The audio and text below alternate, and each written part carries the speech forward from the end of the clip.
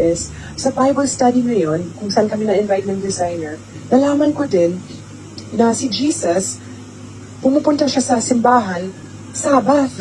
So ako naman, sabi ko, oh wow, Sabbath, di ba linggo yan sa ating mga Catholics? Linggo yan. Tapos nalaman ko na 7th day, Sabbath, hindi yan linggo, Sabado. Sabi ko, ha? Sabado? Bakit Sabado? Hindi ko maintindihan. Di ba? Sabado, 6th day yun. Yes. Kasi sanay tayo na linggo yung 7th day. So, alam mo, BG, umuwi ako, nag-research ako sa history talaga. Nakita ko sa internet at saka sa history books na long ago, mga 530 AD, more or less, meron pala isang emperor na si Constantine. At nung panahon niya, binago niya yung day of worship from Saturday to Sunday. Yes. At saka yung mga tao, sumusunod lang din sila, especially yung mga farmers, for example, worship pala nila yung sun kasi yung sun yung nagpapatubo sa mga crops nila, no? So parang in history, mag-trace out pa pala na yung original 7th day or yung day of worship, Sabbath, is Saturday.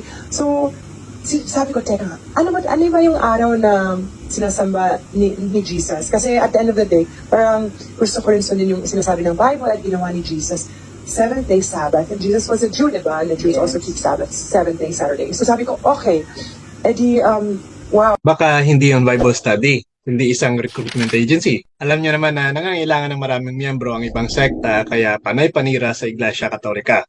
Now, hindi pa ipinanganak po si Emperador Constantine ay nagsasagawa na ang mga unang Kristiyano ng Sunday worship na tinatawag na Lord's Day. Now, ano pong patunay natin dito? Una po dito, ang Didache. Ito po yung kinikilala na teachings of the 12 Apostles, which was written in the late 1st or early 2nd century. At sinasabi po dito, on the Lord's Day, gather together, break bread, and give thanks after confessing your transgressions so that your sacrifice may be pure.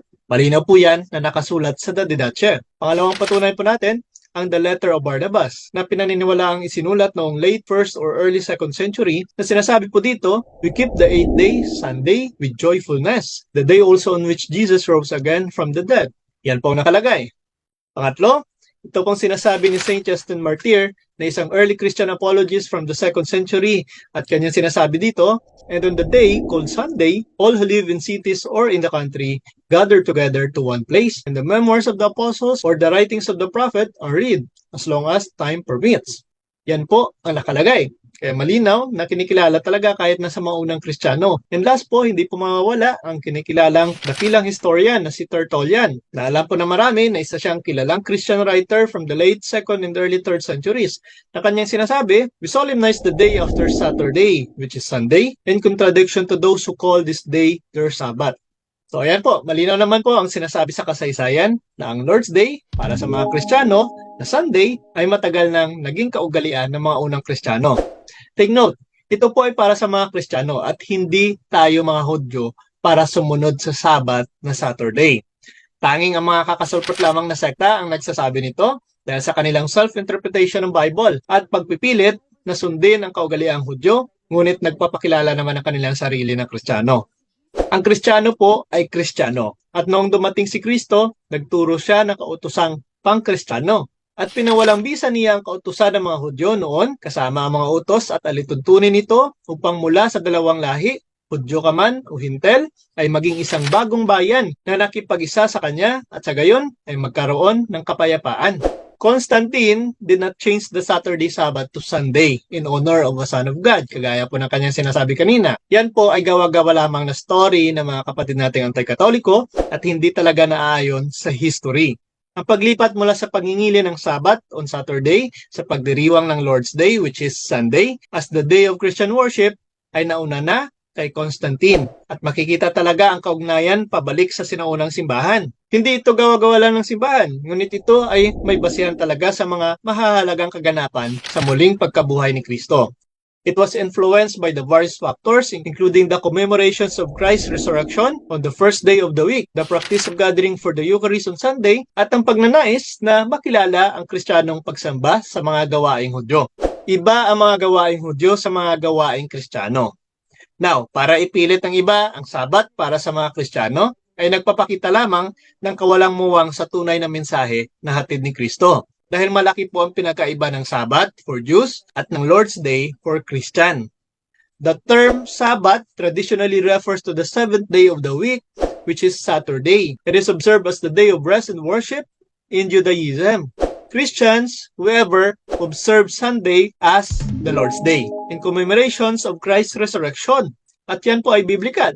Malinaw po ito na itinuturo ng katisismo ng simbahan na ang Sunday ay malinaw na nakikilala sa Sabat na sinusundan ito ayon sa pagkakasunod-sunod ng bawat linggo. For Christians, its ceremonial observance replaces that of the Sabbath. Ang Sunday po ay tinutupad ang espiritual na katotohanan ng Sabat ng mga Hudyo at ipinapahayag ang walang hanggang kapahingahan ng tao sa Diyos.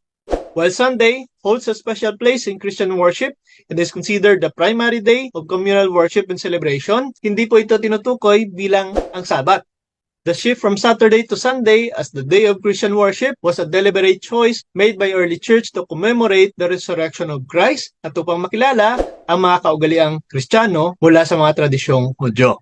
Kaya malinaw po na walang katotohanan na si Constantine ang pasimuno ng tinatawag nating Lord's Day para sa mga Kristiyano. Ito po talaga ay naging practice na kahit pa ang mga unang Kristiyano noong unang panahon. Kaya matibay talaga ang pinag-ugatan ng tradisyon na ito. Sana po ay nakatulong ang video na ito, mga ka-curious.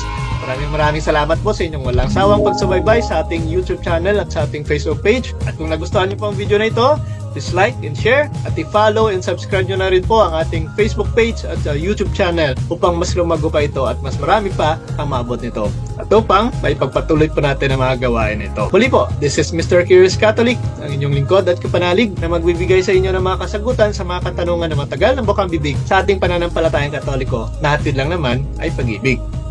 Pro Deo et Ecclesia. Sa Diyos po ang lahat ng papuri. Hello friends, I am Sister Eleanor Garlito of the Dominican Sisters of Molo. I strongly suggest to follow Mr. Curious Catholic. It is a very good program which can lead us closer to Jesus in the Eucharist. And at the same time, I also encourage you to visit the Museum of Mother Rosario here in Molo. And you will see and experience the greatness, the sweetness, the presence of God in Mother Rosario's chapel.